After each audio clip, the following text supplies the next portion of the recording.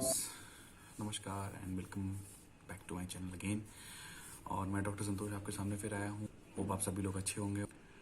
आज मैं आपको एक मेडिकल कंडीशन के बारे में बताने वाला हूँ जो कि बहुत ही ज़रूरी है, बहुत ही इम्पोर्टेंट है। और जो ये मेडिकल कंडीशन है, इसके पेशेंट्स बहुत ही बढ़ने लगे हैं। बहुत लोगों में ये बीमारी होने लगी है और ये बेसिकली बीमारी है थायराइड रिलेटेड बीमारी। अब थायराइड रिलेटेड बीमारी जो होती है वो मेनली दो प्रकार के ही हमारे लोगों में पाई जाती है। वो या तो हाइपोथायराइडिज्म है जिसमें कि ग्लैंड कम काम करता है, और दूसरा है हाइपरथायराइडिज्म जिसमें कि ग्लैंड ज़्यादा काम करने लगता है।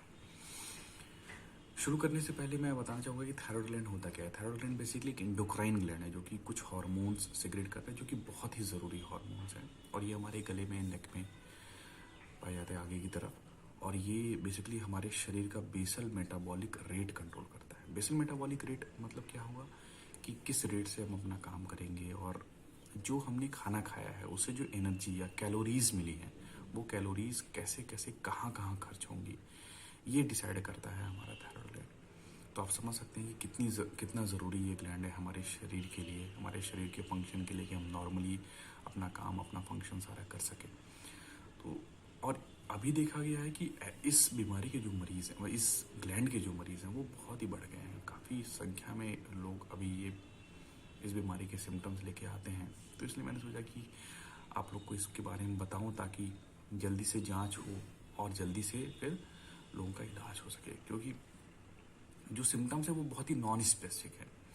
शुरू करते हैं हाइपोथायराइडिज्म से। हाइपोथायराइडिज्म मतलब ग्लैंड जब कम काम कर रहा है, तो बेसिकली जो थायरोक्सिन हार्मोन्स होते हैं T3 T4 उनकी संख्या कम हो जाती है।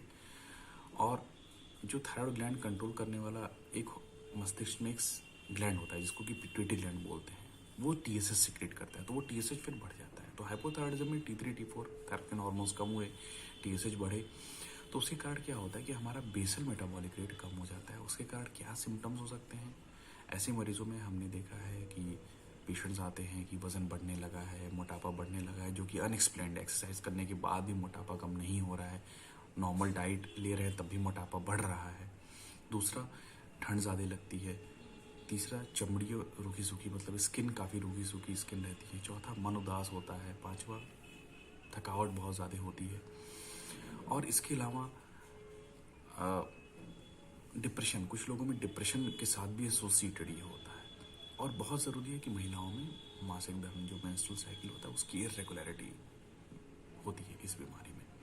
दूसरा, हाइपरथायराइडिज्म। हाइपोथायराइडिज्म में ठीक विपरीत होता है, बेसल मेटाबॉलिक रेट बढ़ जाएगा तो वज़न ऐसे लोगों का थोड़ा कम होता है। लीन एंड थिन, पतले दुबले लोग ही होते हैं जिनमें थोड़ी घबराहट होती है, थोड़ी रेस्टलेसनेस होती है, बार बार वॉशरूम में इनको जाना पड़ता है, और गर्मियों में इनको परेशानी होती है, पसीने ज़्यादा आते हैं। तो ऐसे लक्षण अगर किसी भी मरीज़ में हाइपो या हाइपर के मिलें तो ज़रूर इनको डॉक्टर के पास जाना चाहिए, टेस्ट कराना चाहिए और उसके अकॉर्डिंगली दवाई लेनी चाहिए। इन दोनों में अगर देखा जाए तो हाइपोथायराइडिज्म जो बीमारी है वो ज़्यादा कॉमन है कंपेयर टू हाइपरथायराइडिज्म।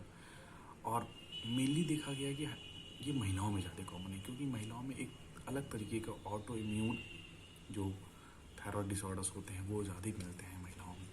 तो इसलिए महिलाओं में खासकर इनका चेकअप बहुत ज़रूरी है। और स्पेशली प्रेगनेंसी रिलेटेड जब ये बीमारी निकलती है तो और भी सतर्क रहना चाहिए।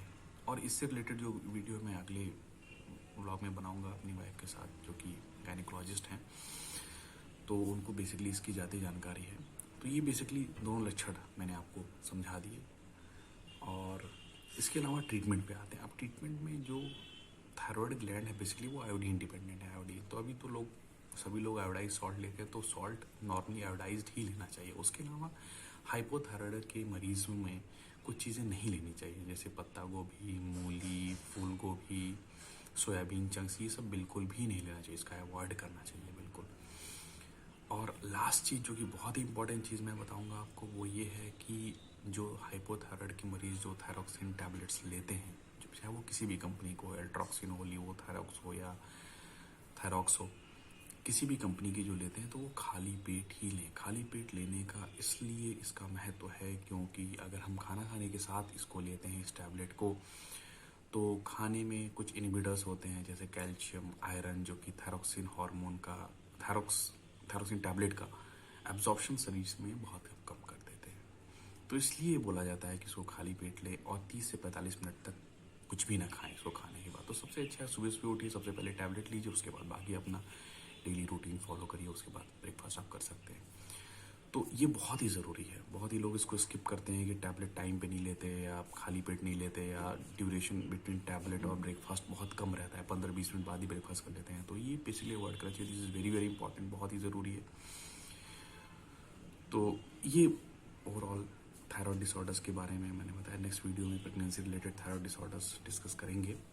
तब तक के लिए ये चैनल सब्सक्राइब करिए, लाइक करिए, और ये वीडियो पसंद आया तो प्लीज़ शेयर करिए, and don't forget to hit the bell icon. Till then, नमस्कार।